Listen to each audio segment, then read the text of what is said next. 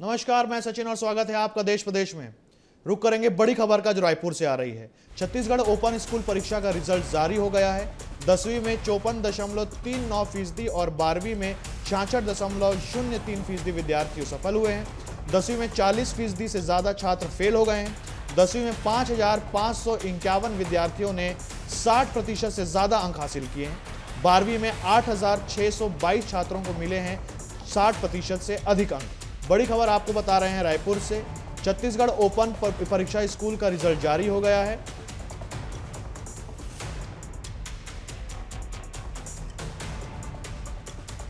Chhattisgarh open school परीक्षा का result जारी हो गया है। बड़ी खबर आपको बता रहे हैं। 10वीं में 54.39% और 12वीं में 66.03% बच्चे सफल हुए हैं। 10वीं में 40% से ज्यादा छात्र फेल हो गए हैं। 10वीं में 5,551 विद्यार्थियों ने हासिल किए हैं 60% से ज्यादा अंक। 12वीं में 8,622 छात्रों को 60% से ज्यादा अंक मिले हैं। बड़ी खबर आपको रायपुर से बता रहे हैं। छत्तीसगढ़ ओपन स्कूल परीक्षा के रिजल्ट जारी हो गए हैं।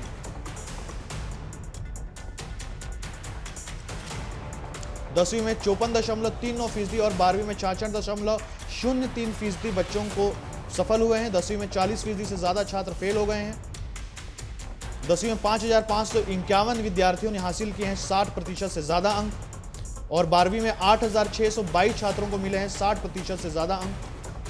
छत्तीसगढ़ ओपन स्कूल परीक्षा का रिजल्ट जारी हो गया है। बड़ी खबर आपको बता रहे हैं रायपुर से। 10वीं में 54.39% और 12वीं में 66.03 बच्चे पास हुए हैं।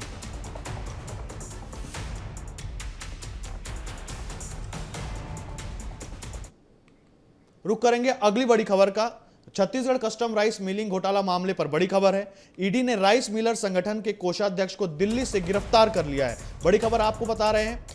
रायपुर की स्पेशल कोर्ट में पेश कर 5 दिन की रिमांड पर सौंपा गया है। 140 करोड़ के कस्टम राइस मिलिंग घोटाले में यह दूसरी गिरफ्तारी है। बड़ी खबर आपको बता रहे हैं। जांच में पता चला था कि संगठन के कोषाध्यक्ष रोशन चंद्राकर लेवी पैसे वसूलते थे।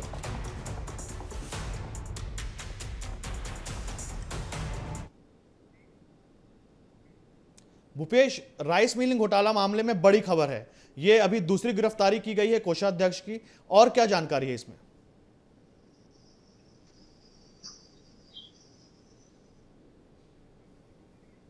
भूपेश, क्या आपको मेरी आवाज आ रही है?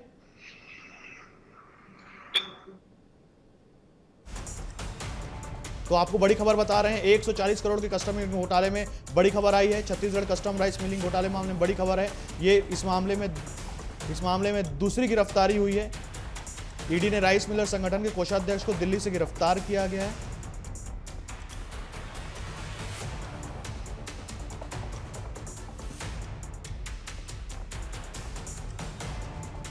छत्तीसगढ़ कस्टम राइस मिलिंग घोटाला मामले पर बड़ी खबर है। ईडी ने दूसरे आरोपी को गिरफ्तार किया है। ईडी ने राइस मिलर्स कोषाध्यक्ष को दिल्ली से गिरफ्तार किया है। रायपुर की स्पेशल कोर्ट में पेश कर 5 दिन की रिमांड पर सौंपा गया है।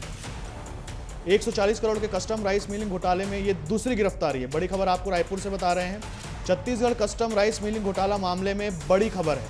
ईडी ने दूसरे आरोपी को गिरफ्तार किया है। ईडी ने राइस मिलर संगठन के कोषाध्यक्ष को दिल्ली से गिरफ्तार किया है। रायपुर की स्पेशल कोर्ट में पेश कर 5 दिन की रिमांड पर सौंपा गया है आरोपी। 140 करोड़ के कस्टम राइस मिलिंग घोटाले में यह दूसरी गिरफ्तारी है। बड़ी खबर आपको बता रहे हैं रायपुर से। छत्तीसगढ़ कस्टम राइस मिलिंग घोटाला मामला सामने आया है। इसमें ईडी ने दूसरी गिरफ्तारी की है। संगठन के कोषाध्यक्ष को दिल्ली से ईडी ने गिरफ्तार किया है। रायपुर की स्पेशल कोर्ट में पेश कर 5 दिन की रिमांड पर सौंपा गया है आरोपी। 140 करोड़ के कस्टम राइस मिलिंग घोटाले में यह दूसरी गिरफ्तारी है। छत्तीसगढ़ कस्टम राइस मिलिंग घोटाला मामले में बड़ी खबर आपको बता रहे हैं। रायपुर की स्पेशल कोर्ट में पेश कर 5 दिन की रिमांड पर सौंपा गया है आरोपी। 140 करोड़ के कस्टम राइस मिलिंग घोटाले में यह दूसरी गिरफ्तारी है। छत्तीसगढ़ कस्टम राइस मिलिंग घोटाला मामले पर बड़ी खबर आपको बता रहे हैं। ईडी ने दूसरे आरोपी को गिरफ्तार किया है। राइस मिलर संगठन के कोषाध्यक्ष को दिल्ली से गिरफ्तार किया है ईडी ने। रायपुर की स्पेशल कोर्ट में पेश कर 5 दिन की रिमांड मांगी गई। 140 करोड़ के कस्टम राइस मिलिंग घोटाले में यह दूसरी गिरफ्तारी है। बड़ी खबर आपको बता रहे हैं। छत्तीसगढ़ कस्टम राइस मिलिंग घोटाला मामले पर ईडी ने दूसरी गिरफ्तारी की है। ईडी ने राइस मिलर संगठन के कोषाध्यक्ष को दिल्ली से गिरफ्तार किया है।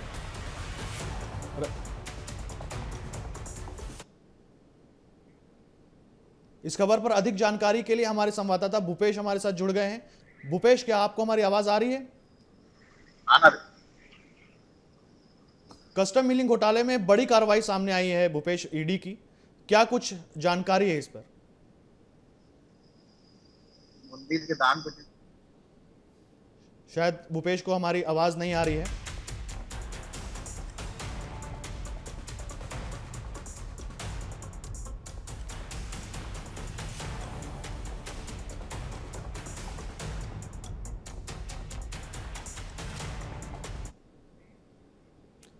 पांचवें चरण के चुनाव प्रचार के लिए छत्तीसगढ़ के नेताओं ने ओडिशा की कमान संभाली है। ओडिशा में लोकसभा के साथ साथ विधानसभा चुनाव होना है। इसी क्रम में छत्तीसगढ़ के मुख्यमंत्री विष्णुदेव साय लगातार ओडिशा का दौरा कर रहे हैं। सीएम साय ने मीडिया से बातचीत में वहां परिवर्तन की बात कही। उन्होंने कहा कि ओडिशा में भाजपा की सरकार बनना तय है।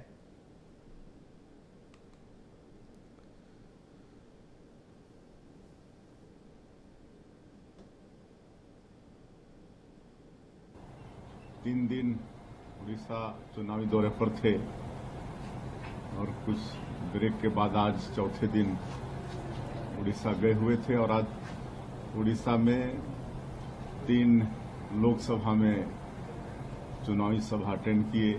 एक तो सुंदरगढ़ लोकसभा, एक बलांगीर लोकसभा और एक बरगढ़ लोकसभा, और तीनों जगह की सभा बहुत सफल रही। तीनों सभा में लोगों की संख्या, मतदाताओं की संख्या बहुत थी और सब में उत्साह भी था। बड़ी खबर आपको बता रहे हैं रायपुर से। बुद्ध जयंती यानी 23 मई को मांस बिक्री पर पूरी तरीके से प्रतिबंध रहेगा। छत्तीसगढ़ शासन और नगरीय प्रशासन विभाग ने आदेश जारी कर दिया है। आदेश में मांस बिक्री दुकानों को बंद रखने की साफ हिदायत दी गई है। मांस बिक्री करते पाए जाने पर मांस जब्त करने की भी कार्रवाई की जाएगी। बड़ी खबर आपको बता रहे हैं, बुद्ध जयंती के दिन मांस बिक्री पर प्रतिबंध रहेगा। छत्तीसगढ़ शासन और नगरीय प्रशासन विभाग ने जारी किया है यह आदेश।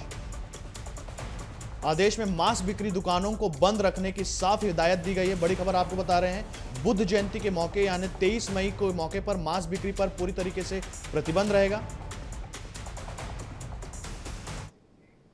आम आदमी पार्टी की सांसद स्वाति मालीवाल के साथ सीएम हाउस में हुई बदसलूकी का मामला अब तूल पकड़ता जा रहा है। बीजेपी आम आदमी पार्टी पर हमलावर है। स्वाति मालीवाल ने भी दिल्ली पुलिस से शिकायत कर एफआईआर दर्ज करवा दी है। अब इसी मामले पर स्वाति ने एक सोशल मीडिया प्लेटफॉर्म एक्स पर एक पोस्ट किया है। उन्होंने लिखा कि मेरे साथ जो हुआ है वो बहुत बुरा था। मैंने पुलिस को अपना स्टेटमेंट दिया है। मुझे आशा है कि उचित कार्रवाई होगी। स्वाति ने बीजेपी से राजनीति न करने की अपील की।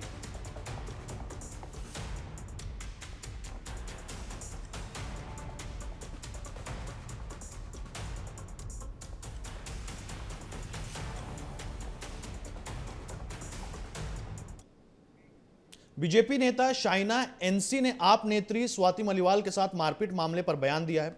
शाइना ने कहा कि जब किसी भी महिला के साथ अत्याचार, शोषण, उत्पीड़न हो तो एफआईआर करना बहुत जरूरी है। स्वाति मालीवाल डीएसडब्ल्यू की अध्यक्ष रह चुकी हैं, राज्यसभा सांसद हैं और उनकी पार्टी में उनका यह हाल है तो महिला सुरक्षा को लेकर बड़ा सवाल उठता है।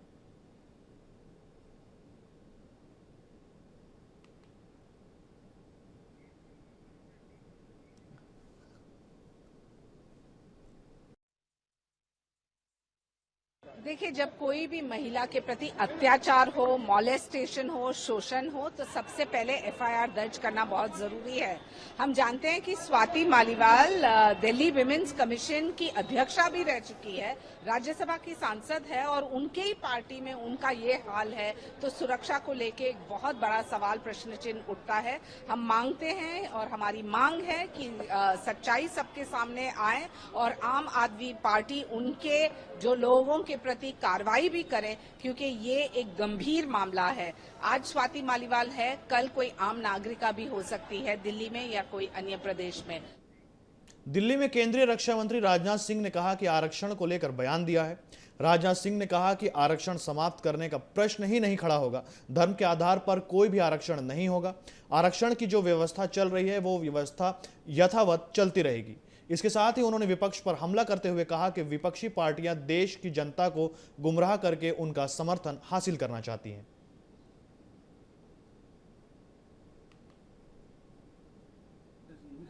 रिजर्वेशन समाप्त करने का प्रश्न ही नहीं खड़ा होता। चूंकि भारत के संविधान में धर्म के आधार पर रिजर्वेशन का कोई प्राविजन नहीं है, इसलिए धर्म के आधार पर कोई भी आरक्षण नहीं होगा। और जो आरक्षण की व्यवस्था चल रही है वह आरक्षण की व्यवस्था यथावत चलती रहेगी। इसे केवल मैं नहीं कह रहा हूं, बल्कि हमारे देश के प्रधानमंत्री ने स्वयं इस बात को लेकर जो है देशवासियों को पूरी तरह से आश्वस्त किया है। ये सारी विपक्षी पार्टियां देश की जनता को गुमराह करके उनका समर्थन हासिल करना चाहती हैं। मेरा यह मानना है कि सार्थक राजनीति यदि की जा सकती है तो केवल और केवल सच बोलकर सार्थक राजनीति की जा सकती है। पटना में केंद्रीय गृह मंत्री अमित शाह की टिप्पणी पर आरजेडी सांसद मनोज झा ने बयान दिया है। उन्होंने कहा कि उनके पास संविधान को बदलने के कई तरीके हैं।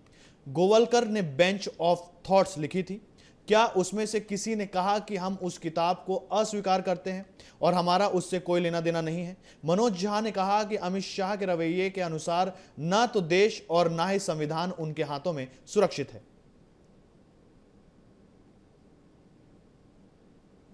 ये है हमारा संविधान, इसको खत्म करने के कई तरीके हैं इनके पास। एक बंच ऑफ थॉट गोलवलकर ने लिखी थी, क्या इनमें से किसी ने कहा कि उस किताब को हम खारिज करते हैं, उससे हमारा कोई ताल्लुक नहीं है? ये जो किताब है ना, जिसमें पब्लिक एम्प्लॉयमेंट में रिजर्वेशन की बात, आर्टिकल 15, आर्टिकल 16, कितनी पब्लिक एम्प्लॉयमेंट दी है अमित शाह जी आपने? 2 करोड़ रोजगार प्रतिवर्ष पे आए थे आप 14 में, 20 करोड़ हो गए। आपके पास कोई ब्लूप्रिंट नहीं है, कोई ब्लूप्रिंट नहीं है आपके पास। नौकरियां खत्म कर दी तो आरक्षण यूं खत्म हो गया। लोकसभा चुनाव के लिए 3 चरणों का मतदान अभी बाकी है। पक्ष विपक्ष के नेता एक रही सही कसर भी पूरी कर रहे हैं। इसी कड़ी में असम के मुख्यमंत्री हिमंता बिस्वा शर्मा ओडिशा के खोर्धा में कहा कि जब मैं घर वापस जाऊंगा तो यह विश्वास लेकर जाऊंगा कि हम न केवल मोदी को देश का प्रधानमंत्री बनाएंगे बल्कि राज्य में बीजेपी का सीएम बनाएंगे। ओडिशा में जिस तरह का विकास होना चाहिए था वैसा नहीं हुआ।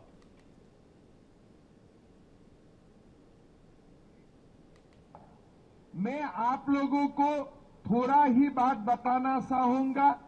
सबसे पहले हम लोगों ने आज ये सभा में आया हो और जब हम लोग घर जाके लौटेगा, हम ये विश्वास लेके जाऊंगा कि इस बार हमें प्रधानमंत्री नरेंद्र मोदी को ही प्रधानमंत्री नहीं बनाएगा, साथ साथ में उड़ीसा में भी हम बीजेपी का मुख्यमंत्री बनाऊंगा।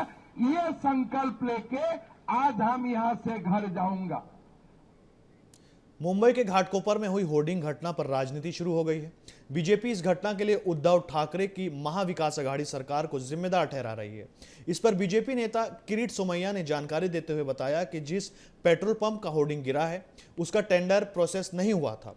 भावेश भिंडे को होर्डिंग के बगल में जो 3 साइट है उसकी संविदा मिली थी और संविदा 10 साल के लिए दी गई थी। उस समय तत्कालीन मुख्यमंत्री उद्धव ठाकरे के कार्यालय और तत्कालीन रेलवे पुलिस आयुक्त ने 10 साल की संविदा को 30 साल कर दिया।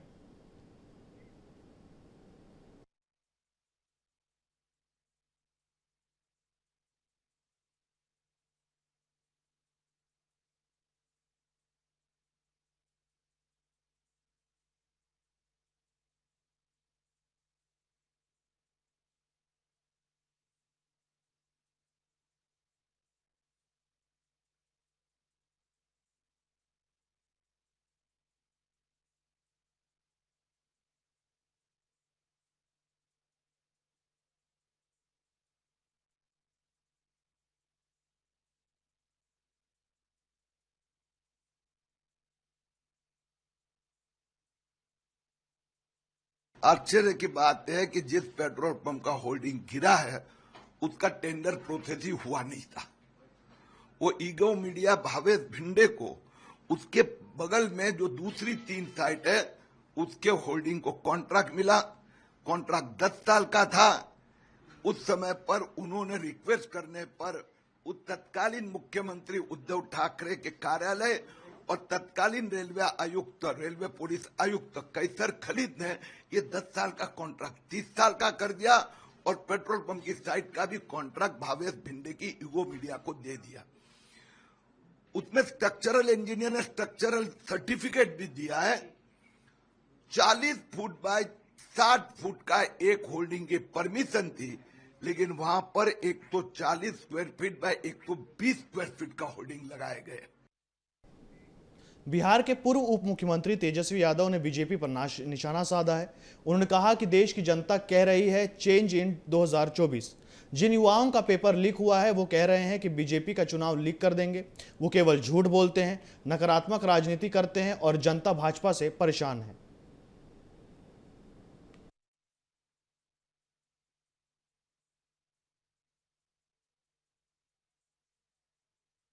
जनता कह रही है change in 24, change in 24। Bharatiya Janata परेशान है, भारतीय जनता परेशान है भारतीय जनता पार्टी से, और खास तौर पे जो युवा है जिनका पेपर लीक हुआ है, इस बार वो युवा कह रहे हैं कि बीजेपी का इलेक्शन लीक कर देंगे। छत्तीसगढ़ के उप मुख्यमंत्री अरुण साव ने ओडिशा सरकार पर तंज कसा है। उन्होंने कहा कि 24 साल का समय किसी भी पार्टी सरकार के लिए बहुत होता है। आज ओडिशा के युवाओं के पास काम नहीं है। ओडिशा सरप्लस बिजली वाला राज्य है, लेकिन यहाँ के लोगों को महंगी बिजली मिल रही है। जनता परिवर्तन चाहती है और लोग भी डबल इंजन की सरकार चाहते हैं।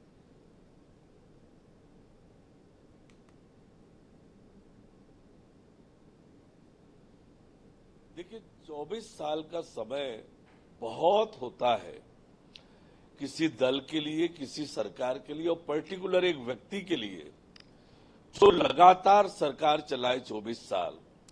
पर 24 साल की उपलब्धियों की बात करेंगे तो 24 साल में उड़ीसा जहां का तहां खड़ा है।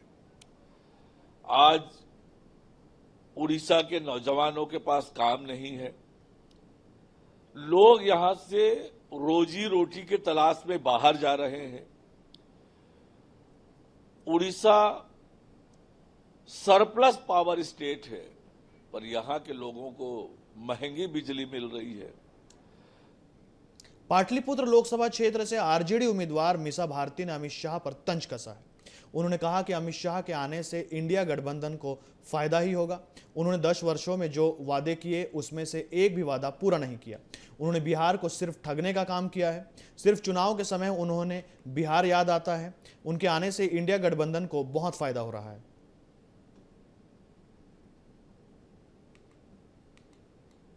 महागठबंधन पे ये प्रभाव पड़ेगा कि उनके आने से महागठबंधन को, इंडिया गठबंधन को फायदा ही होगा, क्योंकि वो याद दिलाते हैं, उनके चेहरे यही याद दिलाते हैं कि किस तरह से आप लोगों ने देश के साथ धोखा देने का काम किया। 10 वर्षों में जो आपने वादे किए, एक भी वादा आपने नहीं पूरा किया। चाहे वो प्रत्येक वर्ष 2 करोड़ नौकरी देने की बात कही हो, 15-15 लाख रुपए खाते में आने की बात कही हो, किसानों की आय दुगनी करने की बात कही गई हो, एमएसपी लागू करने की बात कही गई हो, गरीबी दूर करने की बात कही गई हो, गरीबों को पक्का मकान देने की बात कही गई। और सबसे ज्यादा अगर किसी को बिहार ये लोग आते हैं तो बिहार राज्य को इन लोगों ने ठगने का काम किया। रक्षा मंत्री राजनाथ सिंह ने कहा कि देश में चुनाव चल रहा है और चुनाव के 4 चरण संपन्न हो चुके हैं। 5वें चरण के लिए 20 मई को मतदान होना है और यह बात पूरी तरह से पक्की हो चुकी है कि बीजेपी के नेतृत्व में एनडीए इस बार 400 सीट से अधिक सीटों पर विजय प्राप्त करके जा रही है। सारे देश में चुनाव चल रहा है। 4 चरणों के चुनाव संपन्न हो चुके हैं। यह 5वें चरण का चुनाव अब संपन्न होने जा रहा है। 20 मई को मतदान होगा। अब तक जो 4 चरणों के चुनाव संपन्न हुए हैं, राजनीतिक विश्लेषकों का यह मानना है कि अब यह बात पूरी तरह से पक्की हो चुकी है कि बीजेपी नेतृत्व की एनडीए इस बार भारत की संसद में 400 से अधिक सीटों पर विजय प्राप्त करने जा रही है। महाराष्ट्र में शुक्रवार को पीएम मोदी की जनसभा को लेकर शिवसेना नेता संजय राउत ने तंज कसा है। संजय राउत ने कहा कि पीएम मोदी और अमित शाह आकर चाहे जितनी जनसभा कर लें, महाराष्ट्र में बीजेपी उनके गठबंधन की सीटें उतनी ही कम होंगी और यह तय होना लगभग तय है।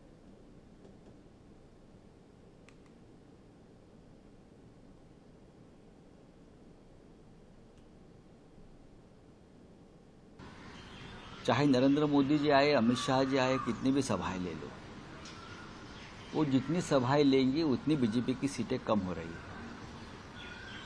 या उनके अलायंस की सीटें कम हो रही है, ये लगभग तय है, पूरा दम निकल चुका है। केंद्रीय वित्त मंत्री निर्मला सीतारमण ने अरविंद केजरीवाल पर तंज कसा है। उन्होंने कहा कि यह चौंकाने वाली बात है कि दिल्ली के सीएम अरविंद केजरीवाल अपनी पार्टी की राज्यसभा सांसद स्वाति मलिवाल मारपीट मामले पर एकदम चुप है। उन्होंने इस बारे में एक शब्द भी नहीं बोला है। उनके साथ मुख्यमंत्री आवास में दुर्व्यवहार और मारपीट की गई थी। यह बेहद शर्मनाक है कि दिल्ली महिला आयोग की प्रमुख रही महिला के साथ इस तरह का व्यवहार किया गया।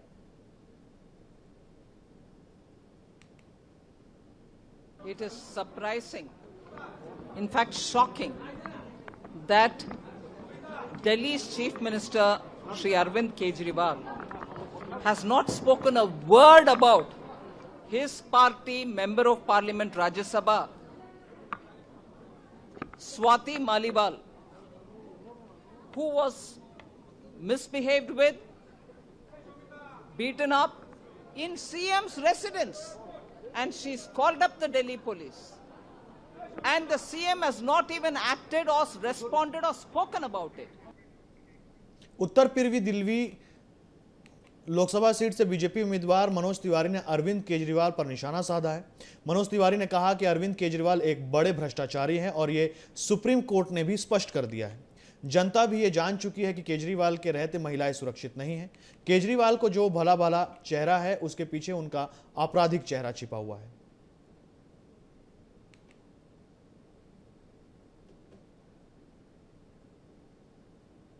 देखिए, अरविंद केजरीवाल एक बड़े भ्रष्टाचारी हैं, ये तो सुप्रीम कोर्ट ने स्पष्ट कर दिया, क्योंकि बेल देने से भी इनकार कर दिया। उनको इंटरिम बेल यानी एक पैरोल की तरह उनको जनता के बीच जाने का मौका दिया है। लेकिन अब दिल्ली की जनता ये भी जान चुकी है कि अरविंद केजरीवाल के रहते महिलाएं भी सुरक्षित नहीं हैं। उत्तराखंड के मुख्यमंत्री पुष्कर सिंह धामी ने 4 धाम यात्रा की समीक्षा की है। उन्होंने कहा कि इस समय यात्रा में आने वाले लोगों की संख्या अत्यधिक हो गई है। मैंने श्रद्धालुओं से अनुरोध किया था कि रजिस्ट्रेशन कराकर ही यात्रा करें। हमने स्वास्थ्य विभाग के लोगों के साथ भी बैठक की है। हम चाहते हैं कि सभी की यात्रा सुरक्षित हो। सभी लोगों को यात्रा नियमों का पालन करना चाहिए।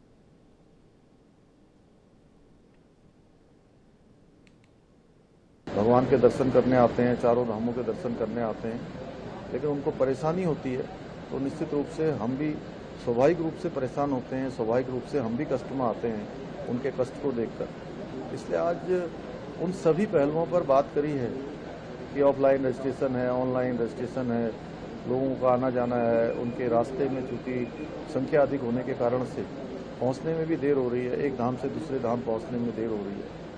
तो सभी की सुविधा के लिए और अच्छे से अच्छा यात्रा में जो भी है उसको करना है।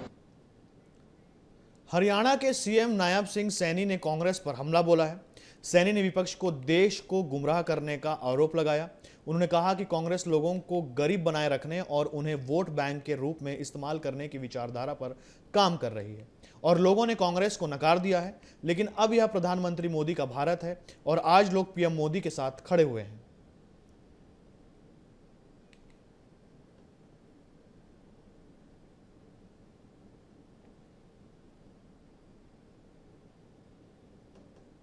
देखिए, विपक्ष झूठ का सहारा लेकर के देश को भी गुमराह कर रहा है और देश के लोगों को भी कमजोर करने का, उनका मॉरल तोड़ने का काम ये कांग्रेस की आज से नहीं, ये लंबे समय से जब से देश आजाद हुआ है कांग्रेस उस सोच के ऊपर काम करती रही कि लोगों को गरीब रखिए, लोगों को उनके हालात के ऊपर छोड़िए और छोड़ करके उनको वोट बैंक के रूप में इस्तेमाल करिए। पूर्व कांग्रेस नेता आचार्य प्रमोद कृष्णम ने राहुल गांधी पर निशाना साधा है। उन्होंने कहा कि राहुल गांधी को कांग्रेस की चिंता करनी चाहिए, उन्हें संविधान की चिंता नहीं करनी चाहिए। संविधान की चिंता देश के लोग कर रहे हैं और नरेंद्र मोदी को तीसरी बार प्रधानमंत्री बना रहे हैं।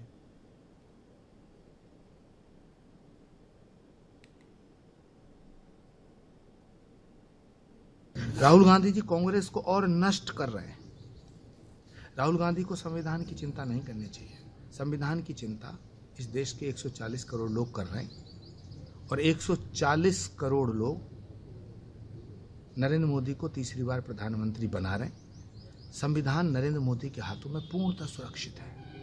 राहुल गांधी जी को संविधान की चिंता छोड़ के कांग्रेस की चिंता करनी चाहिए, जिसे वो रोज नष्ट कर रहे हैं।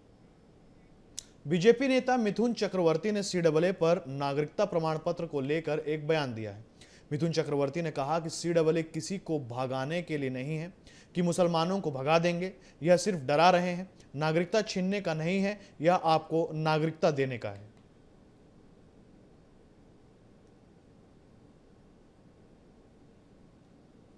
अरे सीएए किसी को भगाने का नहीं है, ये खाली डराने की बात है कि मुसलमान को भगा देंगे। उनको समझाइए, हम भी समझा रहे हैं, ये आपको नागरिकत्व देने का है, नागरिकत्व छीनने का नहीं। फिलहाल देश प्रदेश में इतना ही। ताजा अपडेट्स के लिए बने रहिए हमारे साथ। नमस्कार।